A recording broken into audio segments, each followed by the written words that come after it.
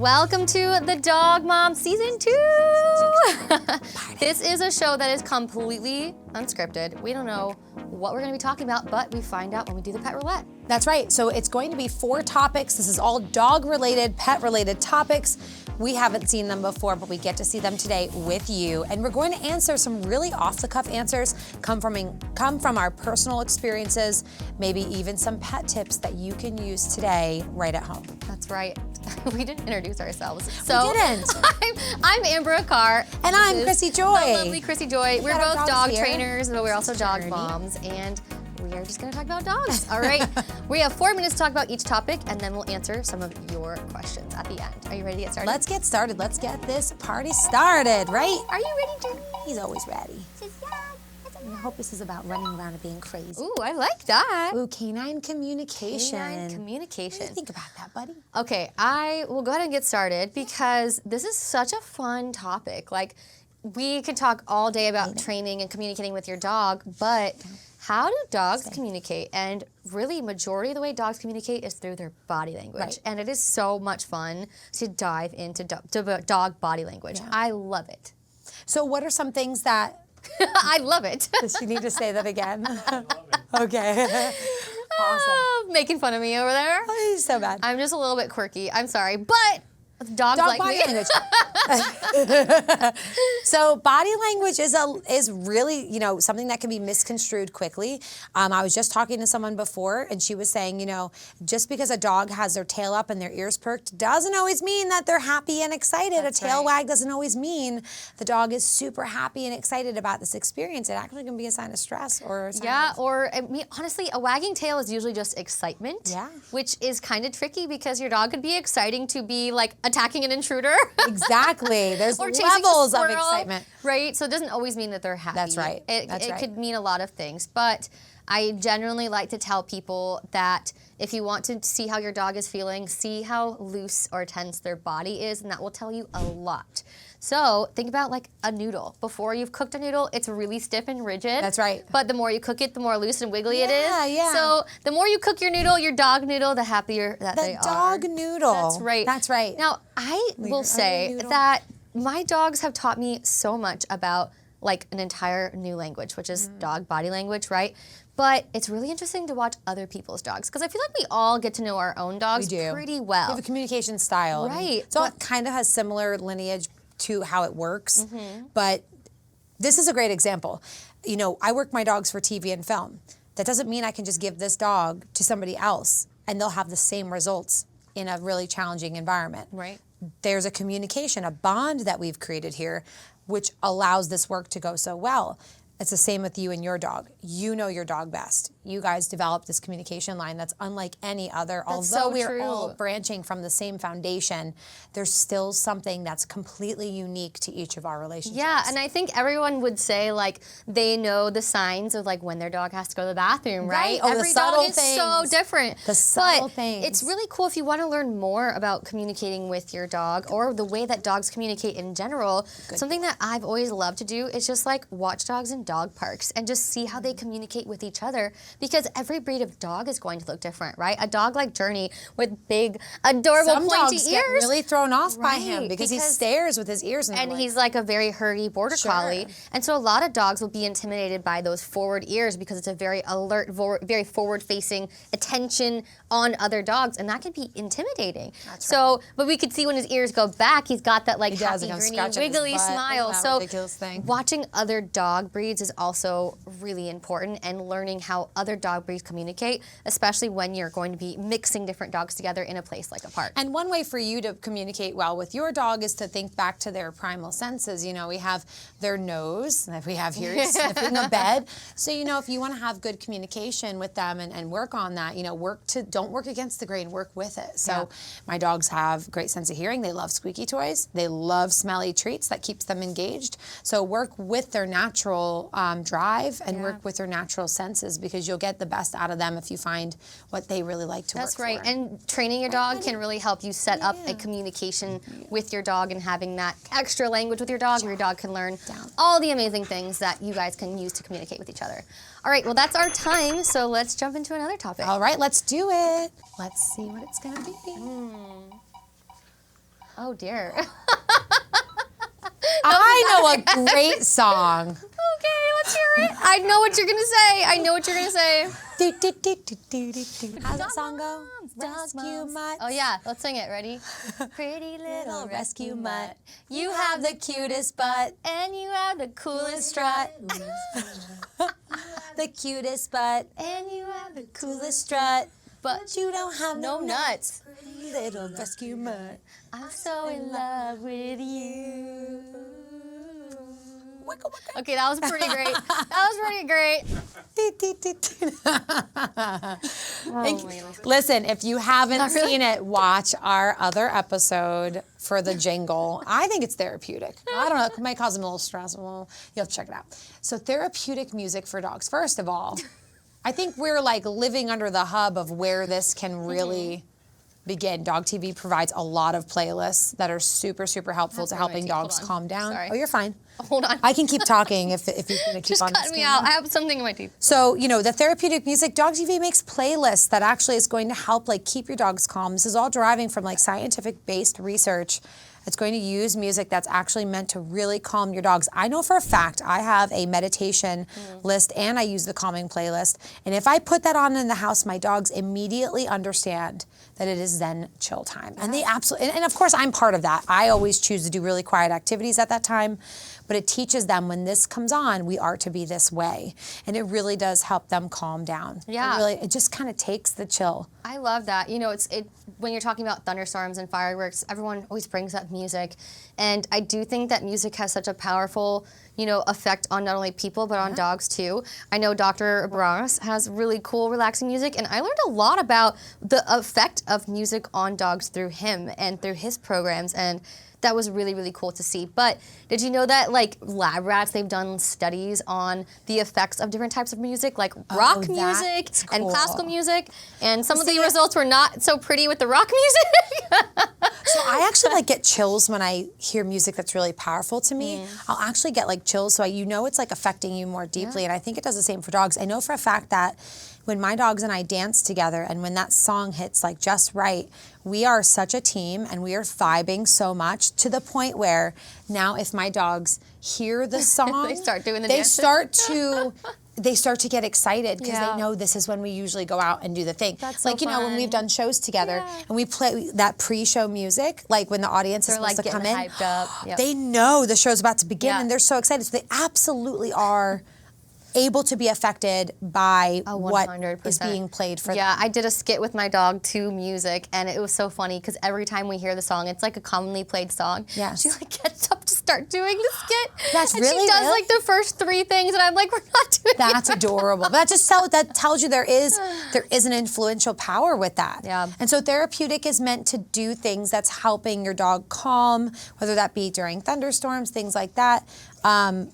To be honest, if there's some crazy like happenings happening outside with noise, I'll just crank music up in general because they know it's a safe thing. They know that nothing scary comes from when we are playing music, and I'm able to drown out some of the maybe drilling that's happening. I mean, it can only help, right? And if you start associating those musics with those calming moments at home, it can help bring an additional like level of calm to them and relaxation to them. So specifically, like if you're only playing it during scary things, and maybe that could be a cue for scary things. Yeah. Even though the music does help calm them down. So I think using music as a part of your dog's calming down relaxation routine can be extremely, extremely beneficial for them. As you can see, It really can be. And check out DOGTV because really they do have so many playlists. Like it's not just let's make your dog sleepy. Like there's all different types of playlists. right, stimulation, calming. Yeah, like just check it out. Just see what you can do with it because you actually might find out that this actually pairs really well into your lifestyle at home. Yeah, I know when I leave my dogs at home, they're actually really happy because of all of those things. So Yes, it Wow. makes a difference. that was a good little topic. That really was Let's see great. What comes up Let's next? see what's next. Go ahead, click it.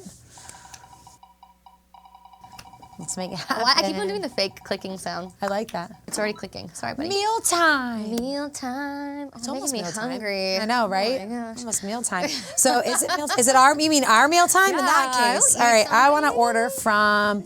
Okay, we could talk about dog food all day. I know. But do you have like a mealtime routine for your dogs? So I do. I actually feed them a little early because I want them to poop early so I can go to bed. It's a decent. This is such a dog mom answer. I feed them early so they poop early so I can go in bed at a good Do they time. poop at night too? Yeah. Wow, They're like very habitual poopers. I feel like dog people can talk about poop, right? They're like, It's oh, fine. poop is such a topic. Poop. We should make that a We topic. wanted to talk about poop. Not to be weird. We really had like this whole idea of having like a poop show. We'll talk about it later. I did have an idea for a poop show. We talked about this. It was a great show. Maybe someday. Okay, Dog we to me poop digress. show. To Anyways, be continued. mealtime. That's season 3. Yes, and I like to use puzzle feeders, so it takes them a little longer. Okay, but do you use puzzle feeders every meal? I do. Oh, I do. wow. No, like, dinner, yes. Okay. Breakfast, I'm like, hey, we got to go. My daughter's got to get to school, you know, that kind of thing. But evenings, absolutely every single time. And that allows like me to put the supplements in and just, you know, it gives them a little bit of a longer time to eat. And that's good for them because not every day are we running 5 miles a day and keeping them busy. Yeah, I mean, most people are not running 5 miles a day with their dog every day, I think. Girl, it's hard. However, Hard to yeah, keep up with you. You're a I lot. do a mix of things for meal times, and I change it up depending on what our day looks like, similarly to you. My dog Whiskey always eats out of a slow bowl because she's psychotic when it comes to eating. And my dog Oakley is kind of a picky and finicky eater, and so I always have to top things on his meal to make him eat He's it. the same way. Don't feel bad. I think we all have dogs like that. He's very spoiled, but he's 12. He deserves whatever he wants. But I do use those puzzle toys sometimes, and I don't use them all the time because I feel like in my routine with my toddler in my house, it's like You mean that the has slow to be, feeder, or do you mean I the use a roll slow around? feeder every day, but the toys where they have to play with the toys, I only Okay. use those like a couple times a week, and Yeah, I put no, like the I hard definitely stuff use in the it. slow puzzle feeders. Oh, gotcha, Not gotcha. the romp around because they have too many supplements, and Well, it's and like, it's like- there's no way to do that. Yeah, and then it's I hard can't to have control dogs who's eating bumping what. into each other. I don't have enough house space for that. Yeah, do you do mealtime in crates? Because I have crates for my dogs and cats, so they all have mealtime in their crates. I am so grateful. I don't have to, but they Yeah. all have to sit at the gate and they're called in name by name. Nice. And they have their spot. And for some wild reason, they figured out not to go to each other's bowl until that dog is walked away from their bowl. See, my dogs And then will they do just that all too, this, but- they do all this rotating, or they all just stare at Beasley. Yeah, that's usually, I was gonna He's say, taking my forever. dogs will also take the turns and wait for the other ones, but then Whiskey eats it and then she stares and waits for him to finish his bowl And every Beasley time. just gives up. He's like, fine, guys. And he'll be like, okay, you can have it, which it is it's a what it whole is. thing, right? But you know, Well, you on have the other pets too, though. yes, with the cats, you know, the cats are kind of psychotic for eating as well. So crates for the cats have worked out wonderfully. But on the topic of mealtime, I know we're talking about animals' meals, but I do want to mention people mealtime because I feel like that's really important too. Where, you know, I do give my dog some scraps, I will Sure. say. Oh, yeah. But I think having like rules in place for my dogs around mealtime for us has been crucial. You know, Whiskey used to be so well behaved around food, and then I had a toddler. Oh, it changes and everything. now It becomes very accessible. now food is like a monster And mayhem. it's down to her now. It's not just like, oh, can she He get it? takes a bite, then gives her a bite, then takes a bite, then gives her a bite, and so she expects that now. But teaching my dog to go to their place using gates, those things have been like huge. Well, it keeps the huge, sanity in the like, home. We have to remember, like, we love our dogs, but the whole family has to be comfortable too. Mm-hmm. And like, if we, like, my daughter doesn't want to be encroached on the dogs when she's eating. I don't blame her. Yeah. So gates are great. It gives us a chance to have a family dinner, and the dogs are right over there. That's right. Don't touch my French fries. Yeah. Oh, and that too. I want to eat my meal. I give half to you and half to my kid. That's right. All right, let's go on to the next topic. All right. This is our final topic. So let's see what it's going to be. Next one. Okay. Oh, good one. Building confidence in shy dogs. Yeah. Wow, this is a big one. It is a big one. It is a big one, and it's tiered, you know, because where is the shyness coming from? Is this just a lack of exposure and socialization? Is it a young dog? Is it an older dog with some Right. baggage? Is it directed towards people, towards environment? Like, what are we talking about here? Yeah, a lot of things. It's a lot of really things. big topic to fit in 4 minutes, but I think the biggest You thing. gotta all start in one area. You know, Yeah. we all start in the same spot. Yeah, I think that a lot of times people try to, like, it's really important when you're dealing with any dog that's shy towards anything that you meet your dog where they're at and don't expect them to be like another dog that you're seeing, because every personality is different too, right? Absolutely. Some people are more social and more willing to try, like, you know, skydiving, whereas other people might be terrified, right? You'll never find me skydiving. Oh, I love skydiving. Go. Let's Fun. go. Let's go. No, nope, So nope. it really depends on your I'll dog's be that shy dog. personality, right? you have to keep in mind like your dog's personality. And so it's also important to remember that when if your dog is either fearful or reactive, that your dog is not giving you a hard time, but your dog is having a hard time. And so having patience and understanding for that scenario is crucial, I think. It's true. And shyness, so just like a child would be shy, you don't want to like force them to go have these experiences that otherwise they're going to be a little thrown off by it. And like, in fact, it could be way too much for them. It sends them, it's such a bad experience from that is that they go backwards. So, you don't want to take your shy dog and say, oh, come on, he'll be fine. He'll get over it. Come on and pet him. And, oh, it's okay, and she'll warm up to you.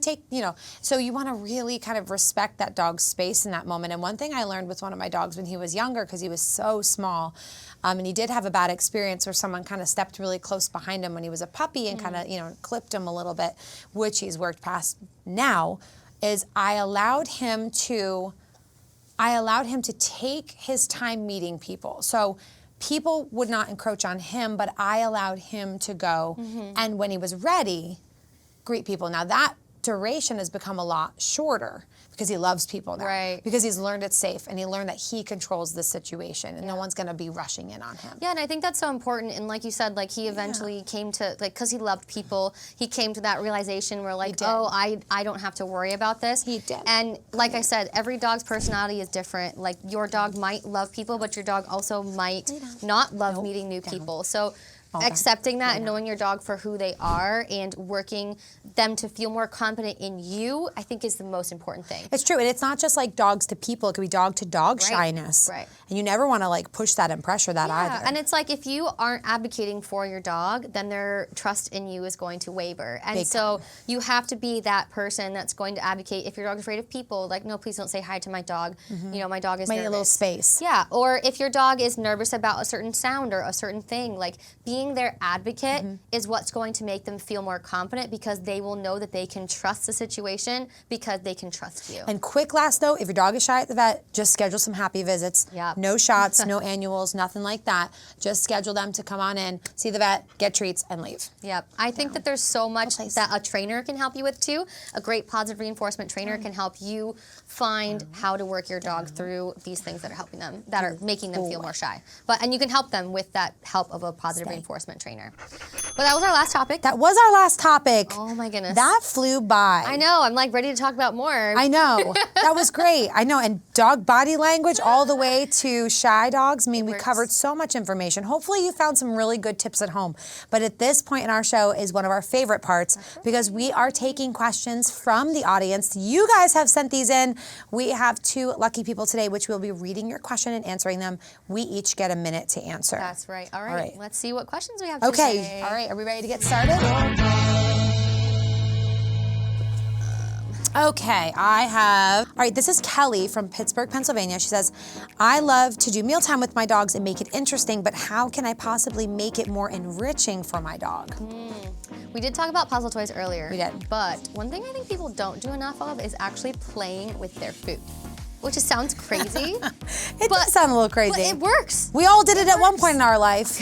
Not that kind of playing. Not that kind of playing. Now, especially works for dogs that tend to lack food motivation or love movement. And it also works really great for recall. Like if you just tossing food back and forth, it's a great way to get your dog to like re-engage with you. And I love using food as a game. So like teasing them with it, getting them to come chase it and throwing it or even hiding it around the house. Has actually helped me get a dog to start eating who can be kind of like finicky. It gets them like, oh, okay, it's mealtime and then eat. It's a game. It can be a game, I mean, I've had times with him where he won't eat and then I start training him and working with him and he's like, I'll eat now because he's working for it. And it's like, it's kind of waking up that system. Yep. I really like to do things that you can freeze prior. Like if I really like, hey, I want like you guys need to be eating for an hour. Like mama needs some time because we all need some time. Don't feel guilty if you need some time. We all do. I'll take like, they're called topples. There's so many other brands out there. And you can fill it with their food, maybe throw in some chicken broth, whatever, water even, and just freeze it. And then when it comes to mealtime, they've got work to do. But it's gonna be really mentally enriching. It's gonna keep them busy and just eating out of the bowl and then looking at you and going, okay, well what now? Because they still got all this mental energy that hasn't been burned off. Yep. So enriching, you can also, try unique toppers. You can, like you've said in the in other episodes, like try a little bit of raw, like I'll add a little scrambled egg. It's just a little different. But that is enriching in itself because this is a new experience for Yeah, you. and even if your dog doesn't eat balls, you even put like a tennis ball inside of food, and sometimes it just makes it like additional work. Sure. And it slows them down and it makes them try something new. I love it. That's great. All right, let's ask another question. Let's do it. Great. Okay, what's going to be it? Burning question. All right, we have Kenny from San Jose, and they asked, how do I know if my dog has enough mental stimulation and enrichment? That's great because a lot of times we're getting asked like, how do we do more of that for our how do you know if dogs? your dog is satisfied and has enough? Well, I would say this is a good sign. Yeah, he's like holding on like with a thin thread, but he's being really good. He's doing a really good job, but I think, he's dealing. You know, I don't like the saying a tired dog is a happy dog because I don't think that's necessarily true because you could run your dog ragged. Like I mean, you know Darby, he'll kill himself. Yeah, and they're not always and that's happy. not safe. Like, Tired he can hurt himself. Tired isn't always happy. Yeah. But I do think enriched is happy, but how do you tell? I think everyone knows their dog best. You know your dog more than we know your dog, and so you're gonna tell if your dog is really looking for more to do, but it's also about what else you're doing in their daily routine. If your dog is like really amped up for regular things, like you're gonna go on a walk and they're really antsy, you can kind of tell if your dog's feeling antsy. Yes. Right? You can tell. I mean, as soon as I'm about to get a leash, like Fuji is like almost like hyper fixated on me, like, Right. oh my gosh, you better be taking me. Right. Like, so I know he needs a little extra he's help. craving a little bit more. He needs a little bit more. And he needs more mental than he cares for. He'll do physical. He'll do physical, but he's dying for mental. They want that brain work. They do need it. I know with my personal dogs, this dog tends to be more barky at things. So if he's hearing sounds outside, oh, you know, and he starts barking Beasley's the more, same way. It's like he's telling me he needs a little bit more in his life. And my other dog is very whiny. So if she's like bored, she'll just kind of. This is their version of finding jobs. This is their version of finding jobs if they're not getting enough enrichment. And you know, one thing I noticed is I don't have the same. You don't get as many destructive behaviors. That's true. So when they have that happy mental enrichment, they're not chewing your shoes or your furniture and all that good stuff. That's right. So enrich your dogs and you'll have a happy dog. Yes. For sure. That is the end of this episode. This was a great episode, just like loaded with so much information. I loved it. I hope you guys got some good information too, right? That's right. And if you want to ask your question, you can go to DOGTV.com/thedogmoms and maybe we'll answer your question on the next episode. I would love to. Send us your burning questions. We can't wait. That's right. Thanks for joining us on The Dog Moms, and we will see you next time. Bye, guys. Bye. Dog moms, and what you gonna do? What you gonna do when they come for you? Dog moms. You know what I do is I make her sit and check in with my eyes before I throw it again. Okay. And I'm telling you, it really helps to break that pattern of I just want the frisbee. Good. Girl. I'm trying to like get her to when I know you want to have it. Hi. Hi. Hey, puppy dog. And she doesn't bite at it, you know, because if I do this movement, that's when she usually goes for it. Yeah. Bite. Good girl. Oh. You want to Look it, so jumping and running, she's already dry. Oh, Isn't that crazy? So we have cute puppy. You want to take it? Are you filming? Poor Darby, like all the dogs are. She's just dying. Anything. Just because he doesn't like when dogs run up to his face, especially if he doesn't know the dog. So I want to make sure he doesn't hate it either. So I'm going to put a little treat there for him, and he wears. Oh, Boo, you're so handsome. Are you so handsome? That's right, good boy.